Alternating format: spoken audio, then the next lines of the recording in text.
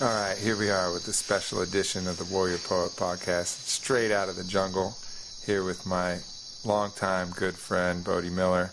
We're about 30 minutes from embarking on a journey with Maestro Orlando Chuhandama to experience my fifth time drinking, second major trip, however.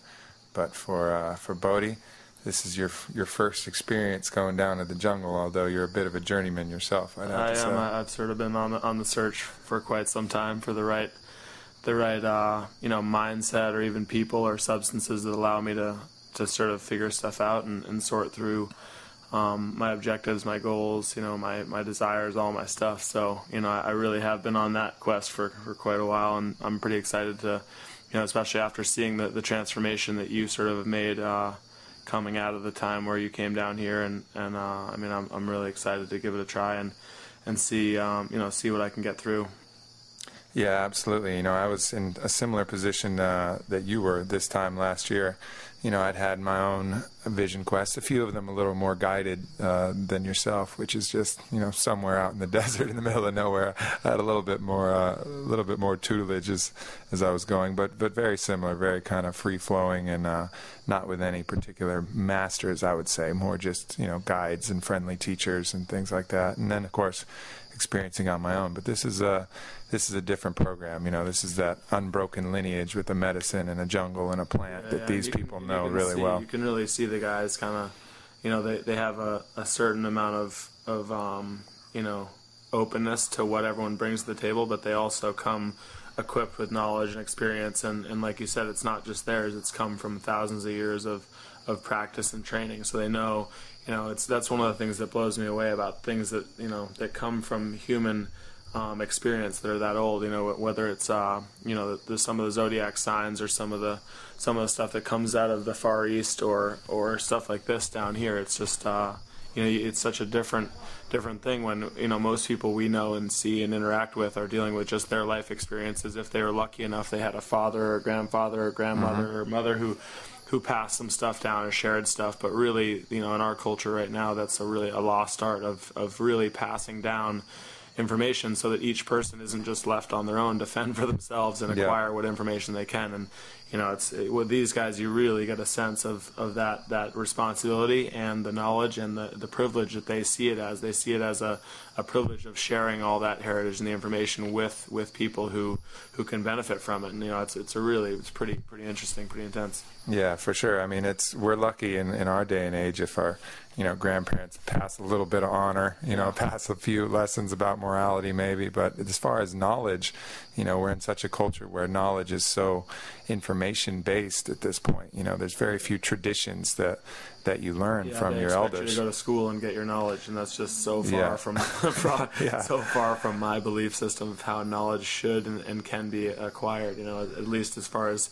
efficiently and enjoyably. I mean, it's so nice and fun to hear, anecdotal stories, but especially really specific, information that sometimes comes from 500 or 600 years before. It just never happens that way, where there's a direct line, where it's not just hearsay. It's not somebody else read it out of a book. It's as if it was personal experiences.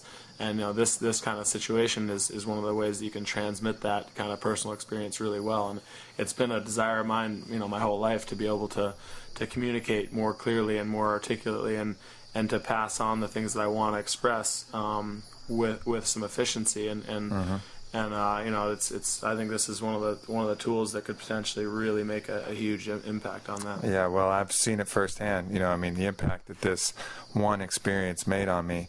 Obviously, for those of you who've been listening to me and following me, obviously the Iboga experience was another great one. But this was the main one that really set me on a different path, both personally, spiritually, in business, in all aspects of my life. It was something completely out of the ordinary of what you can expect. I think some of the other things that you do, like mushrooms are great. They can be kind of a reset and kind of a little balance, but just the depth that this medicine in particular brings is something pretty unique. And then, even though I'm something of a veteran going into this, not so much compared to when you talk about some of the people who live down here and really work with the medicine, but having done it a while still, it's butterflies in the stomach, 30 minutes to onset. It's getting ready for an experience where you don't know exactly where it's going to take you, and you don't know what to expect. But I feel myself nonetheless, craving it.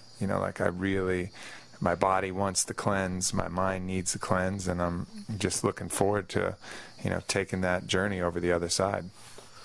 Yeah, I mean, I haven't had, any experience with it in the past, but, obviously talking to Aubrey about it and from my research and stuff, I feel like I don't get the butterflies because I don't know the true depth of it, but on my own explorations I've done in the past, I really, I don't have the same kind of anxiety that some people get, but I do find a special bit of enthusiasm. It's a real desire to explore. I feel like an explorer going to somewhere where you don't know. Sometimes just trying to meditate or think, I can find parts of my brain or depths of my thought that I haven't really addressed entirely. And these are the instances where you get those laid out in front of you like a map. I mean, they're just clear as day, and you can explore them at will. You can go back and forth between two. You draw connections between thoughts and ideas you had 15 years ago to ones that you're going to have in 5 years, and it's just a really, that excites me because it's something that I think everybody struggles with, is trying to make everything clear and easy to access in your brain. And this is, I'm just super psyched to have a chance to, to have that, that stuff laid out in front of me where I can really do some exploring. Absolutely, yeah. I mean, another thing that you'll learn as you kind of go along this journey, if anybody else is going to embark on this same path, is even when you're about to do it, when you're preparing to do it, you'll start to feel some of the changes happening. Yeah. I mean, just the preparations that your mind and body that go through readying yourself. I mean, even just if you don't know exactly what you're doing, just readying yourself. Once you've heard people speak about it and stuff, it becomes it really is second nature to people. I mean, it's no surprise that every advanced culture has some form of this. It's been a huge part of our evolution. And it really is. It's in there already. But as soon as you start knowing you're going down that way, your body starts and your mind starts preparing you for it. And it's it's pretty exciting. It's really cool. All right. Well, Bodhi, my brother, we're about at that time, so we will check back in with you and give a report after the first plunge to the other side. Absolutely. All right.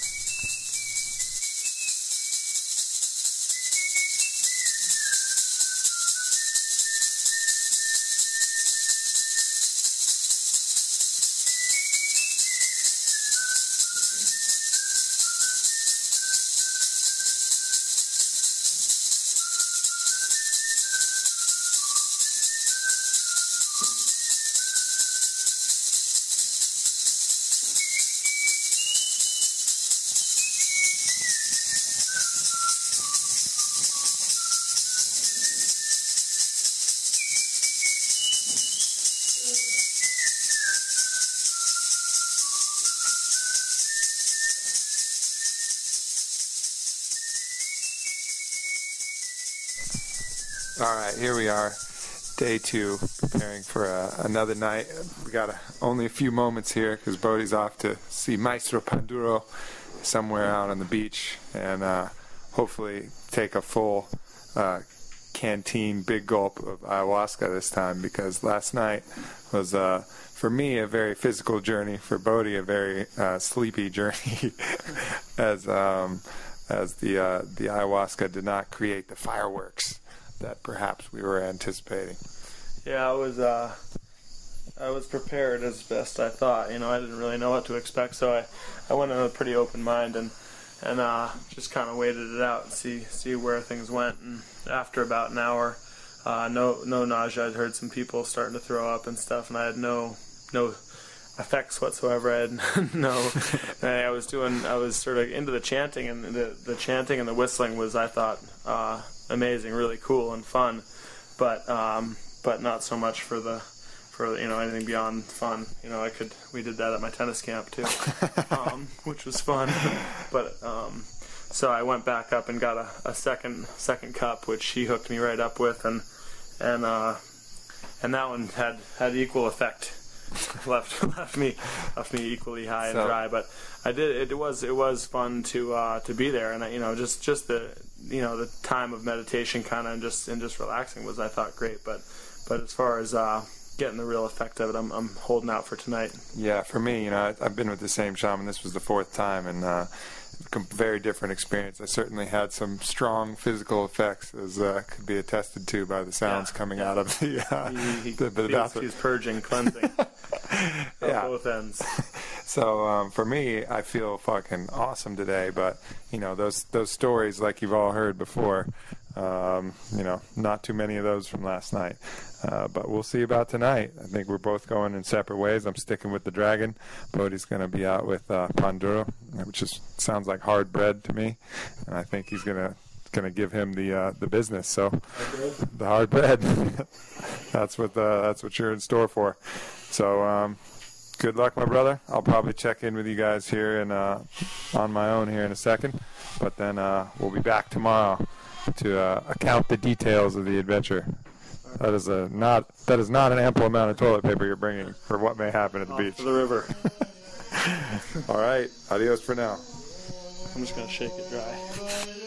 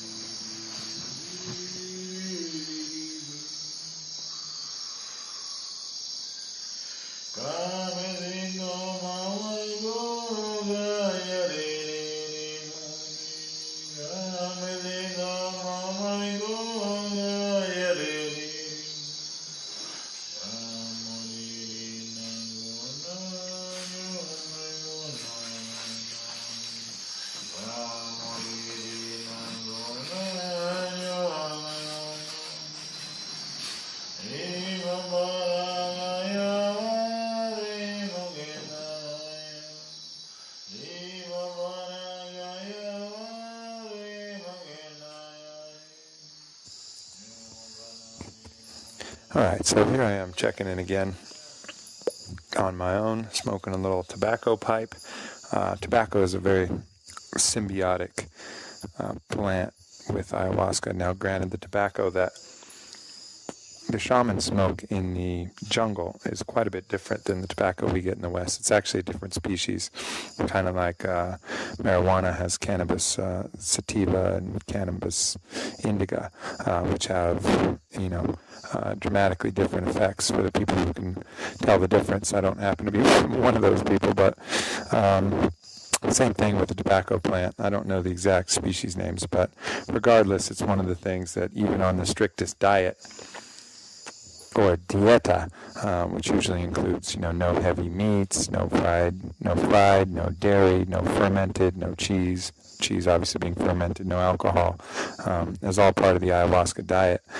But tobacco, on the other hand, is something that the shamans will smoke during ceremony and is not frowned upon if you are smoking. Caveat being the tobacco they're talking about are hand-rolled jungle, tobacco plants that grow live right out of the jungle. So it's a much different thing than, getting a pack of Marlboro Reds and just giving it hell during your ceremony. But me, I'm smoking a little pipe tobacco, which is, hopefully some kind of compromise there in the middle. Not sure exactly, but give it a go. But anyways, yesterday was pretty interesting. I've worked with Orlando 3 times, and all 3 times have had pretty dramatic, kind of fireworks, a lot of visions, and, the purging came as well. But it was always accompanied by some very intense visuals, and that just didn't come yesterday. Drank a full cup. Admittedly, the cup tasted a little bit less thick and fiery as I recalled it. But that isn't to say that it shouldn't have had the effect. So, either really 2 options here. One option is I've been in pretty serious need of a cleanse. I just haven't felt healthy. I've been spending some time in Las Vegas. I've had some emotional, turbulence at the breakup of myself and my fiance, and some, family issues and some other things that have all kind of weighed on me this year, and haven't really had a lot of opportunity to unpack that. So that creates some kind of toxic environment in you, and as well as, of course, what comes with Vegas, which is, late nights and a lot of drinking and strip clubs and, the whole the whole charade that happens when you're out there. Really kind of dropping me at a point where I needed a physical cleanse, and that's exactly what I got. I mean, I was nauseous the whole time. It kind of relented around hour 2, picked right back up as soon as we packed up our stuff, and I just hit the cabin here, and let it rip. I mean, it was savage what I was doing to the toilet there. And then today I feel the best I've felt in weeks. Got a good swim in, eating really clean food here in the jungle.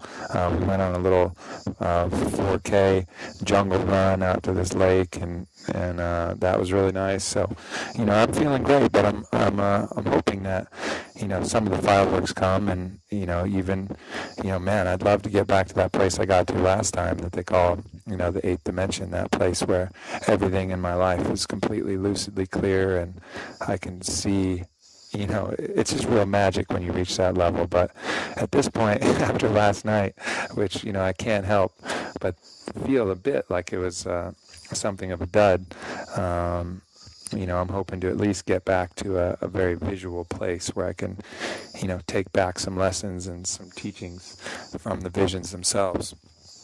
But I'm gonna trust in the medicine and trust in the shaman, and hope that the ayahuasca, gives me tonight what I need. And certainly, if I am being impartial, what I needed last night more than the visions was a physical purge and a physical improvement, and I certainly got that. So hopefully, Bodhi's experience out on the beach, I think he was getting a lot more physical effects than he realized as well. But hopefully out on the beach he starts to get some of the magic that can come with ayahuasca.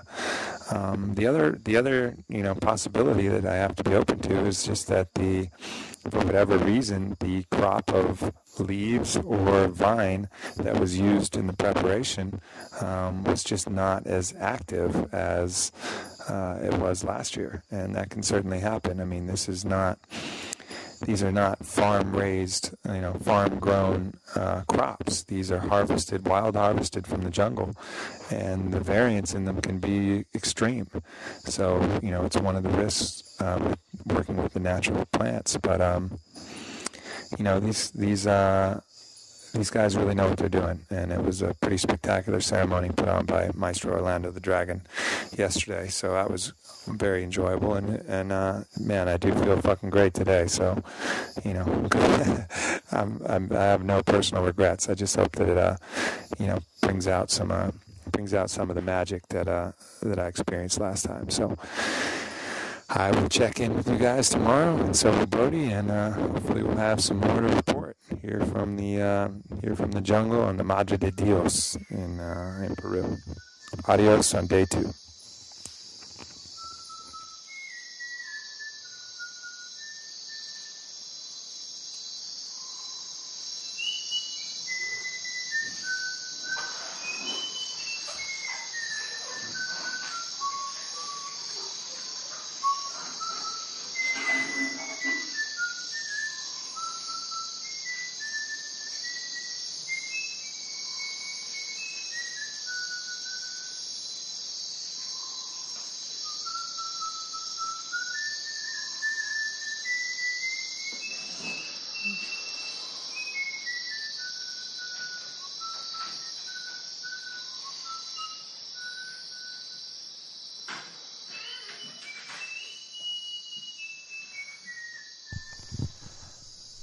All right, here we are at day 3, having had a more successful evening the previous evening.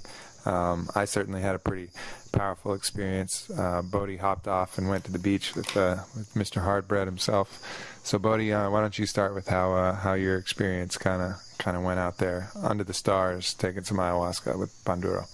Yeah, Panduro was just a totally different vibe. He's one of the shaman who taught himself. He went out in the jungle and did his own initiation process. It took him a few years actually out in the jungle by himself, just doing ayahuasca and trying to get in touch with this whatever it is, the spirits or however it is that they do it. He kind of described it to us yesterday, but it sounded, you know, a little bit convoluted, at least in my mind. But he definitely runs a different program than Orlando does. And the music, I would say, was a big distraction for me. His singing and his whistling was just much harder for me to process. But the actual experience overall was pretty much the reason I came down here, at least to a large degree. I definitely had to do more of the work. I think that was one of the kind of breakthroughs. I hadn't ever experienced ayahuasca before, obviously, and to recognize, you know, in the past, anytime I did something, it was me just sort of directing the thought and channeling things where I wanted them to go. And in this case, it definitely requires more legwork on your part. You really have to, as if you're just sitting alone in your room at home, thinking through, you know, a couple problems or what direction you want your life to go in and that kind of thing. And then once you commit the energy and the time and start really revealing yourself to yourself, it seems like the ayahuasca kind of steps in there and gives you some direction and can help point things in one way or another that maybe you wouldn't be able to think of really on your own. So that was kind of a big breakthrough, because I haven't really had any situation like that where I was so determined to figure stuff out and you know, had to do the legwork on my own without really knowing which direction it was going to go. So it was cool. It was just super distracting with all the people down there. It was really, I spent most of the time laughing hysterically at the different people, you know, just crapping their brains out all over on the beach and puking and stuff. I mean, that was definitely pretty good comedy. But overall, I would say it was a real big success, and we're going to go for it again tonight with Orlando and hopefully bring that lesson in there and let him sort of hopefully shape the direction of things a little bit. Yeah, absolutely. I think, you know, the first experience I had was pretty intensely strong with the visuals. You know, that was last year, and you know, you tend to forget that, you know, any kind of DMT experience like this, ayahuasca, sometimes it's pretty ephemeral. You know, it'll come and go to you, and it'll slip in and out, and I think the idea of doing the work yourself is an important idea. It reminds me of what actually the Iboga shaman told me right before I went under. I didn't feel like I was feeling the effects at first. They just hadn't, at that point, they hadn't actually happened to kick in, and he kept asking me to visualize things and see things. And finally I got there, but just kind of imagining it with my mind and like making it happen. And he said, you know, that's the lesson I wanted to teach you, that you don't need Iboga to get the truth of your answers, you know. But, you know, obviously, certainly when you have it, it's a great ally there as well. But I think part of the teaching was just the process. So whether it's Iboga or ayahuasca, it's the same thing. You know, you can push your mind to find the depth and, you know, see the other perspectives, see around the walls that look impermeable, but then from a slight angle you realize that they're, you know, a different obstacle that you can certainly pass. So I think that's definitely one of the lessons of ayahuasca and anything really. It was definitely a little bit of a revisiting for me of some of the concepts. I'm a real talker. I like talking to my friends about issues, and I talk, you know, I do a lot of introspection, just sort of talking to myself, whether it's in my head or out loud or writing, just trying to figure out, you know, trying to work through problems, or, you know, it seems to really help me to verbalize things. But again, I'm always confronted by the challenge of a lot of the more complex issues or more important issues that I face or that people face in general just don't really fit into words very well. A lot of them are very emotion based, or the concepts are so broad that by the time you get halfway through trying to describe the thing, you know, the person who's listening or even yourself, you get so distracted by little ancillary things or by past experiences that link onto those. It's hard to keep a complete thought long enough to get the whole picture out without sort of having it dissolve in front of your face. And I think it sort of revisited how important, or why the visions, or why the assistance of some of these you know, some of these medicines are so helpful, is that you get whole concepts and whole ideas in vision, in pictures that, you know, they say a picture can paint 1,000 words, and this is more like 100,000 words. I mean, you're getting moving motion pictures of scenarios and circumstances that can lay out concepts that are critical for you to learn or for you to figure out in ways that are totally easy to absorb and extrapolate whatever information you need from, without any of the hazards of trying to put really complex emotional debacles into words. So it was fun for me to kind of revisit that, because I get a lot of that of like, why don't you just think of it, or why can't you just do it with talking, or why can't that is the real hurdle for us, is we are very verbal, and each person has their own experiences. So to try to communicate ideas, or to try to process an idea so it's fully developed and you really have a good handle on it to the point where it gives you confidence and you can live by it. Sometimes these visions, they really can make a huge impact, and once you have ownership of it, it lasts for the rest of your life, and you can use it to shape everything from that point on. But sometimes that picture really is 1,000 words. Yeah, there's so many things. We're funny creatures. There's so many things that we know, that we really do know on just a simply cognitive level. How we should live, what we should do, what our issues are. But until you actually kind of see it laid out for you and feel it in every cell, which is what these medicines can do. They can make you believe it 100% in every bone and every fiber of your body. You won't really be able to put those into practice, and you won't be able to really apply that. It's just a matter of discipline rather than a matter of course. You can force yourself to, but it's never natural. Well, some people can. Right. Some people can, and everyone can to one degree or another with one little thing or another. But some of the more demanding and complex issues, people just slip way too easy. And if you can see it in front of you, it becomes a part of how you are, and it becomes it elevates your sort of mind to a different place, and then it becomes a completely natural process of how to live and how to do different things and how to act and how to treat people. And that's obviously a huge leap that you can make all in one step, which I think is very valuable. That's the value of it. Yeah, I mean, for me, there was some ideas that I learned that I'm certain will stick with me for the rest of my life, and they weren't necessarily things that I couldn't have cognitively or philosophically thought about, but I was somehow kind of blind to them, and how I was taught them last night was a kind of a visitation by 3 different animal beings, I guess you could say, and the first one was a huge blue and green dragon that was made of light and energy, and it was kind of ghost-like, and it came right in front of me, and in a booming voice it says, it started challenging me and challenging some fundamental beliefs that I would just say out of rote, just be like, oh yeah, this is what I believe. But it started challenging those kind of concepts and principles about myself, and in doing so, showed me some really, valuable insight that I'll certainly be able to take, and an insight too that's, it was kind of double-edged. I got it, and I realized oh shit, this changes how I view my actions, the things that I've been doing.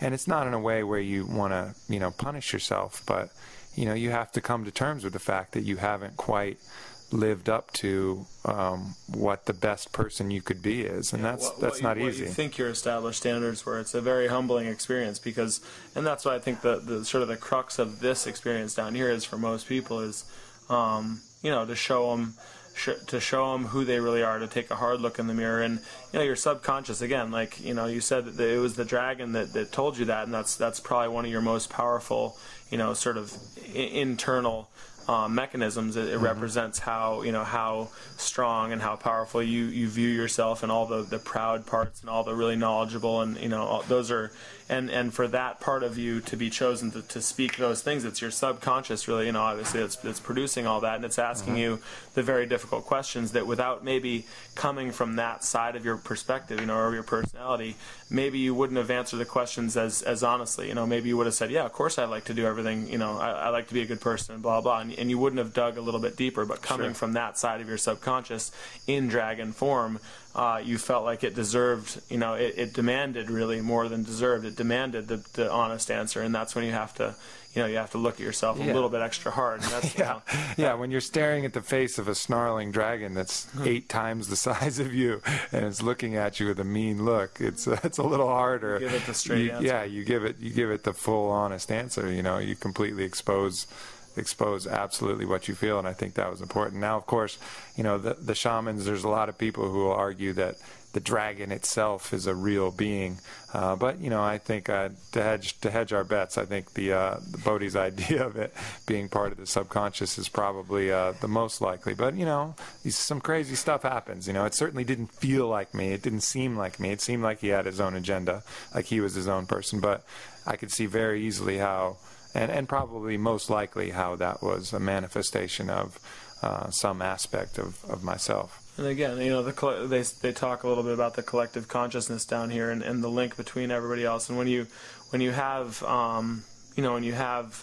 shamans around directing the ceremony and stuff, they really can, they're putting out a bunch of energy, whether that's through the previous talks they've had about the different spirit animals that they envision for different aspects of life or different aspects of their personality. They do plant the seeds, and how subconscious people are, and there's just, if people are looking for information or they're looking for a feeling, obviously the things that are planted in there, their subconscious things, are the ones that tend to leap out. That's just, it's just the way it is. But also combine that with a collective consciousness of people who are all in a very visually hallucinogenic state, and you have people's nightmares, you have people's worst fears, which in the case of Aubrey and myself, I don't really feel any fear when I'm in those states. No matter how vicious the thing in my face is, sometimes it can stimulate a different response, maybe like it did with him, where it was maybe a little bit more honest answer than if it was coming from a little butterfly that landed on your arm. But at the same time, there's no fear for me. And I think part of the manifestation of some of these visions certainly can come from the people that are around you, because we are in big groups, and a lot of the people you can really hear are suffering and are going through very traumatic, kind of nightmarish things, and they come out in the end and feel very enlightened and relieved, and they feel like they can regain some purpose through that. But I think it is a bit of a different experience for Aubrey and myself.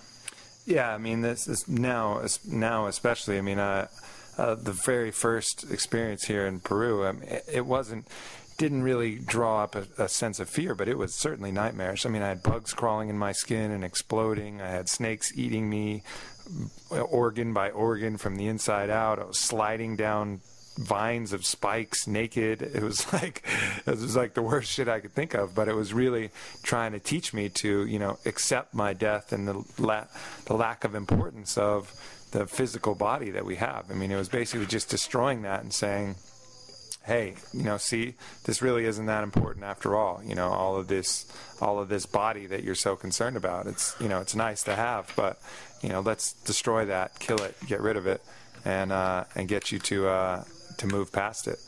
So but again, the attitude, if you try and resist that and fight it, that's when it becomes a bad experience. You're trying to hold on and make it not so. You want the ayahuasca to stop. You want the visions to stop. Or if you just that's when it makes it hurt. Even if you just let your fears really take control. In that sense, you kind of gotta.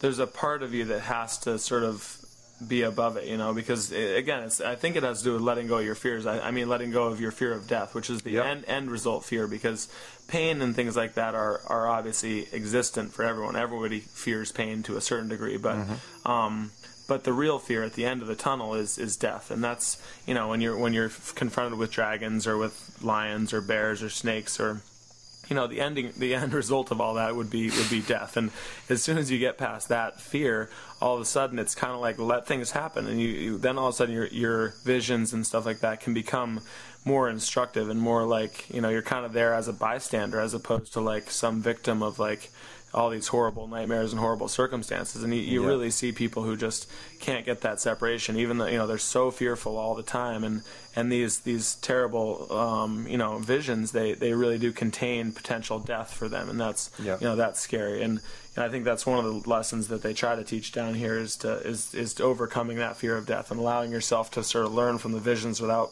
just being so freaked out that you're just trying to escape all the time, because that really is a no-win situation. Yeah, exactly. Plus, I got enough done last night down on the beach that was able to execute a strategically perfect game of chess today. So I feel like that was definitely another breakthrough. It did turn your chess game around. I think I might be losing 2 games in one day, which is not a good place to be at. But that's right. Somebody had to win game 3, right? So we're off to do our third session. We sort of haphazardly found out that tonight's going to be the last night we'll be able to do a ceremony. So, this is going to be the kind of closer deal.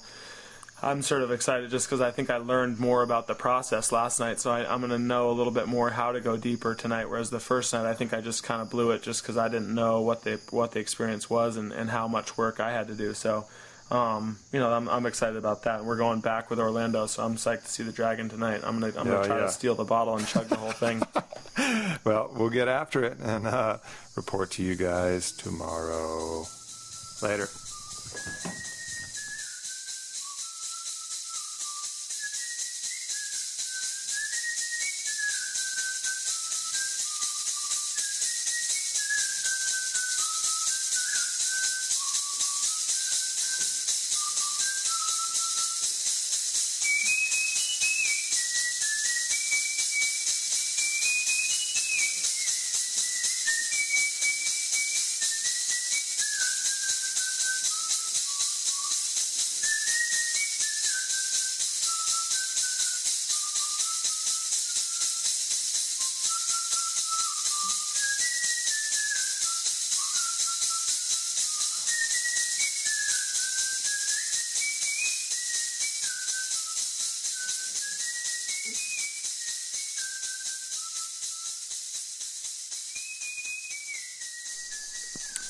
All right, so it's day 4.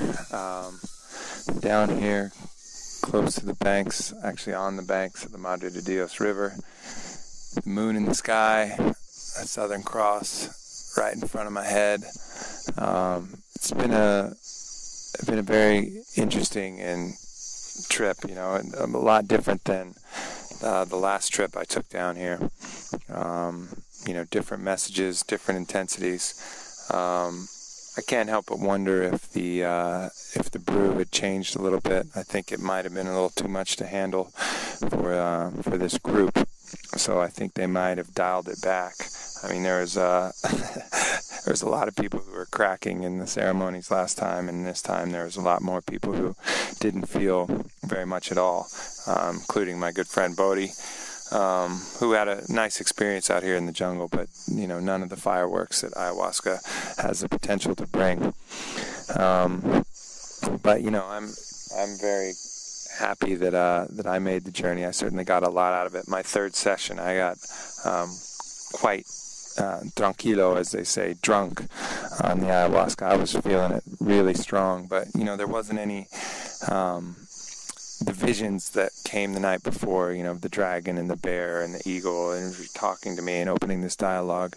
It was much different yesterday. Yesterday it was like I was just resting on the ground floor of some ancient jungle, like this jungle, but more primeval, more pristine, and just kind of became a part of the earth. And the whole hut that I was in melted away. Everything else melted away. I could still hear the songs of the shaman, but that was really the only thing that could kind of pierce the consciousness of where I was. And I was just sleeping on basically the belly of the earth. And it was a really cool, grounding experience, and I feel more alive and more like myself today than I have in a long time.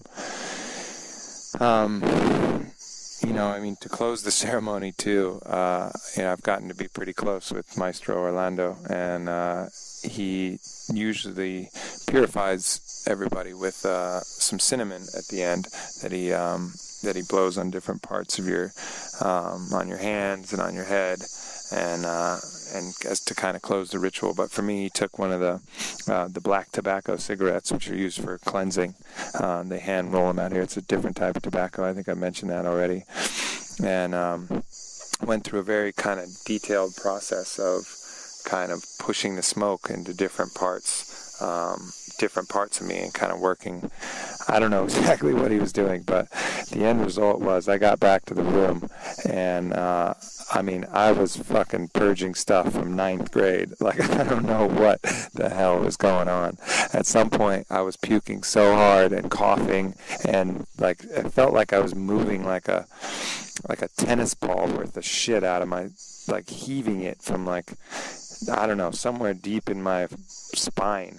And it came out, and when it came to my mouth, it just exploded, and I was vomiting out of my nose and mouth, and at the same time trying, just firing away like a fire hose full of diarrhea into the toilet. I mean, it was quite a spectacle. So it was just incredibly powerful cleanse and purge. And then I woke up this morning, and I was walking, and I saw him in the hallway,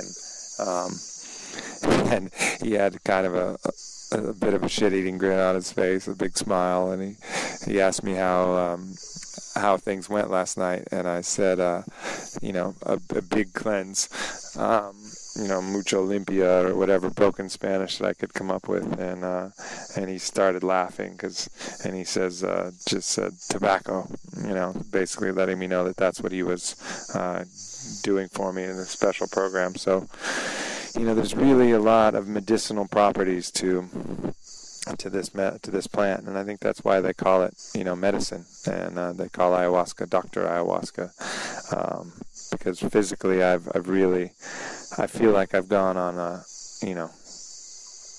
20-day detox program or something. It's just remarkable the effects that you can feel in a couple days of eating clean and taking the ayahuasca every night. And, some really powerful lessons, too, and some great experiences. Obviously, some part of me wanted to go back to the 8th dimension, that place that I was last time that was just pure magic.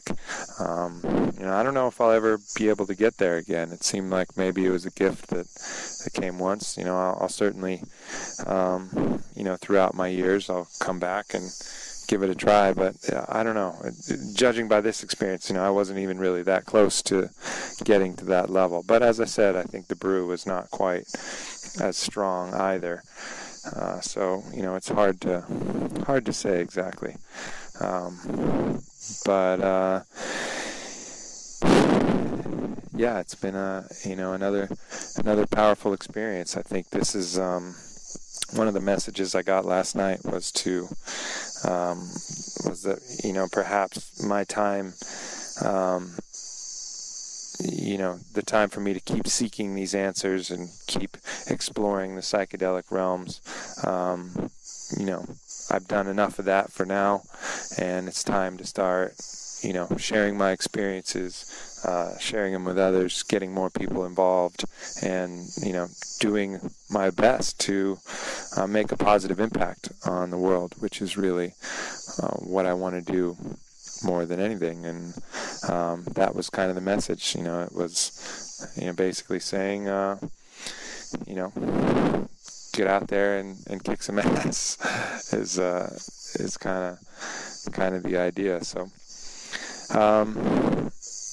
that's the main thrust of the report here from the jungle. It's been a very good time, I think, and then from here, we're going to make some adjustments. I'm going to try and arrange some situations that make it easier to come down here and work with Maestro Orlando. I think working with him directly is going to result in the most powerful experiences. I think he might have been limited by the group that I was going with down here, so I'm going to be working on that. I'll make that readily available, how to get in touch with him, and then hopefully also maybe even set up some seminars and stuff to come down here and do it, because the medicine has real magic and real healing properties as well.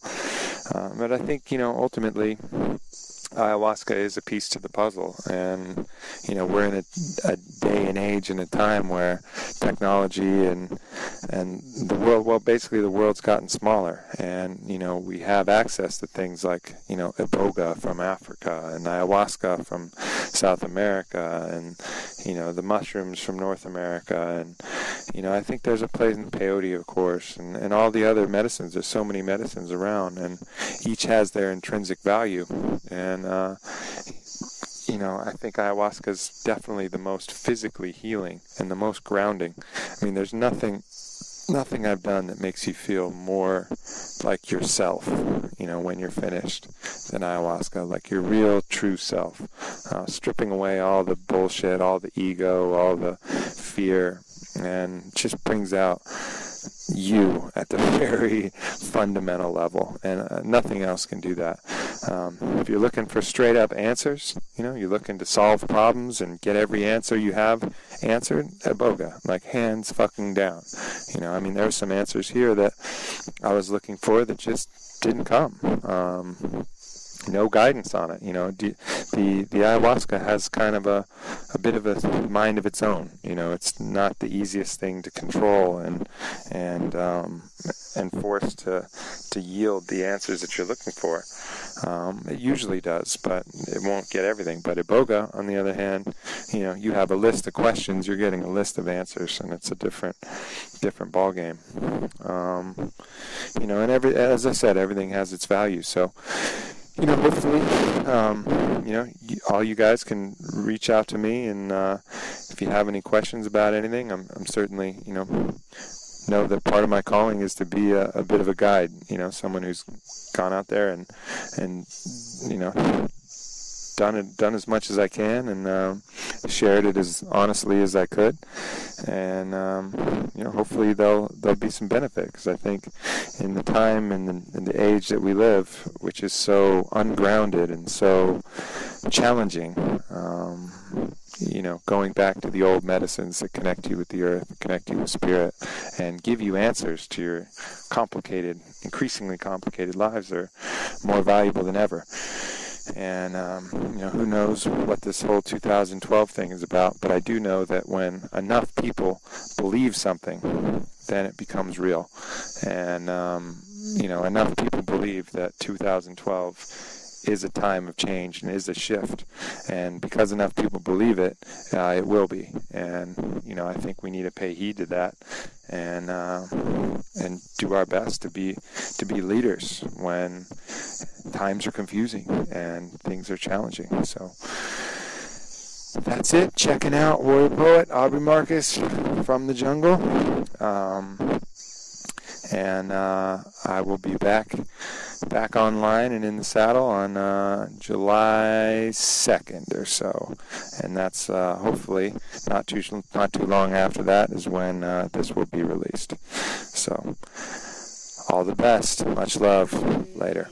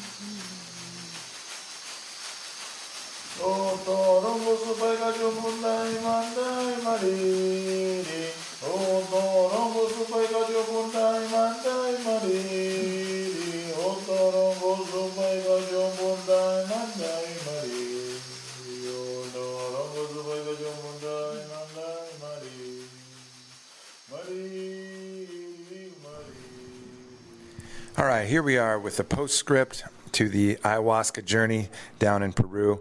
It was funny. I was having a lunch yesterday with Mitch Schultz of DMT, the Spirit Molecule, and as soon as I told him I just got back from Peru, he kind of got a smile on his face, and he said, "So, how's reintegration going?"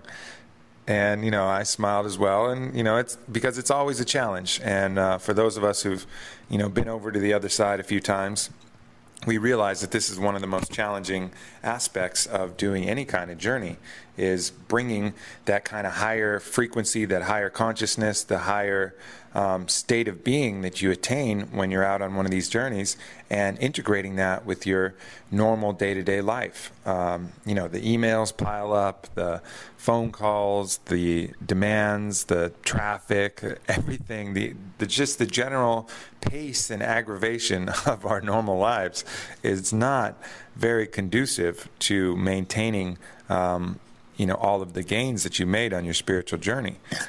So, of course, you know, myself, no exception to this. It's been, you know, been a challenge, as it always is. You know, I'm completely out of communication for 5 days, and you come back and you got a little mini mountain that you got to work through.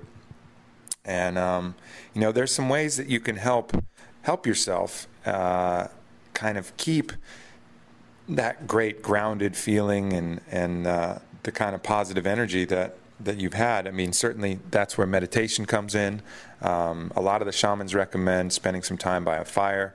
There's certainly a kind of mesmerizing and meditative aspect to being around a fire in the first place. And then, you know, also doing your best to keep a clean diet when you return as well. So you're not bombarding yourself physically with things that are going to kind of detract from the state that you've been in. So I've been, you know, doing my best to try those things as well.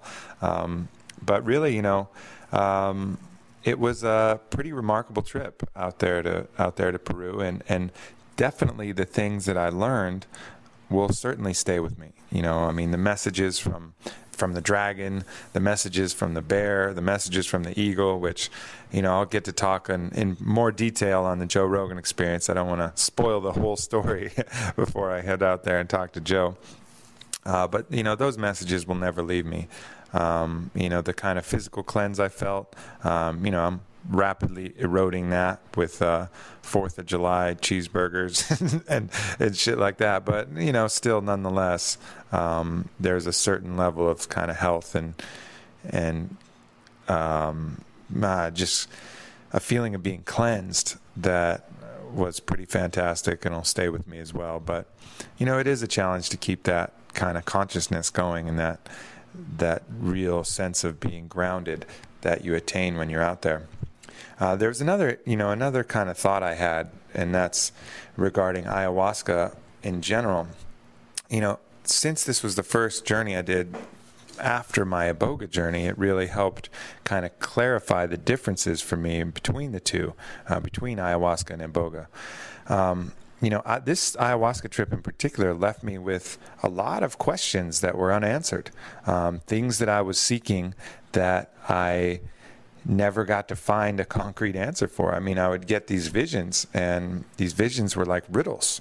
A lot of times, I mean, for example, I mean, one of these times I was having this vision of taking this long Viking rowing ship, and I was rowing with all of these Viking type people, and we were rowing on the ocean, and there was a moon ahead, and all of a sudden we peeled out of the ocean and started heading straight towards the moon. And, you know, we're going faster and further towards the moon, and I was getting bathed in this blue light, and it felt amazing. And then this purple orb comes floating down from the moon, and it's floating towards me as we're rowing through the air in some kind of airship. And the orb goes right in front of my face, and I open my mouth and I swallow it. And it seemed incredibly significant at the time. I was like, whoa, I swallowed the orb. Yes.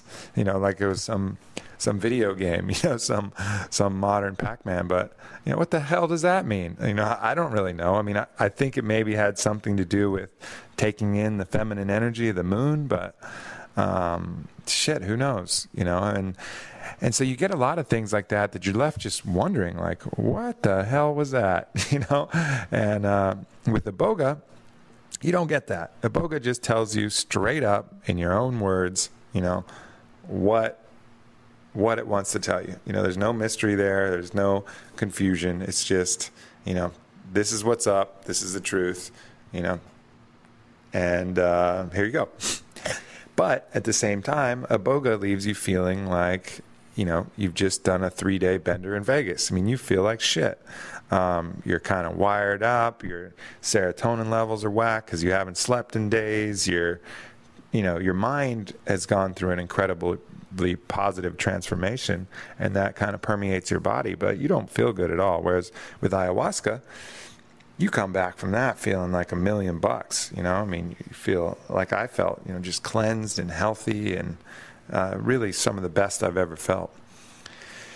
So, you know, there's certainly pros and cons to both medicines. You know, I would say that if you have a lot of content and a lot of questions that you need answered, and you need concrete answers, and you're prone to confusing thoughts, you know, Iboga is the way to go, for sure. If you feel, you know, off center and want to expand your consciousness and feel grounded and reconnect with spirit and reconnect with the earth, ayahuasca is the one for you. So both are incredibly valuable tools and incredibly valuable medicines, and you know, I feel very grateful and blessed that I've had the opportunity to experience both, and a second opportunity to go down to Peru and make that happen. You know, in the meantime, I'll be you know, looking, one of my next projects I'm going to be looking at is some of the legal entheogens that are available. I'm going to be kind of exploring those, and I'll give you guys a heads up if I find anything that you know, that really makes sense and can help people get there without breaking the law. Of course, that's the optimal way to do it.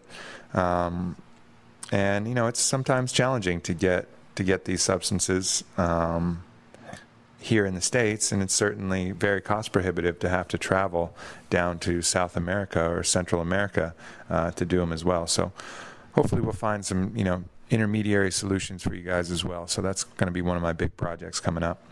But so yeah, I got the I have Mitch Schultz coming on next. Who should be a podcast on next Wednesday, and that is Wednesday the 11th, I believe. And then from there, I go on the Joe Rogan Experience on the 16th, and I will tell the full tale of the ayahuasca journey, including all the visions and my discussions with the bear, the dragon, and the eagle. So thanks for listening, everybody. Much love, and I will be in touch with you soon. Hit me up if you have any questions or any comments or anything. I love hearing from you guys. Adios.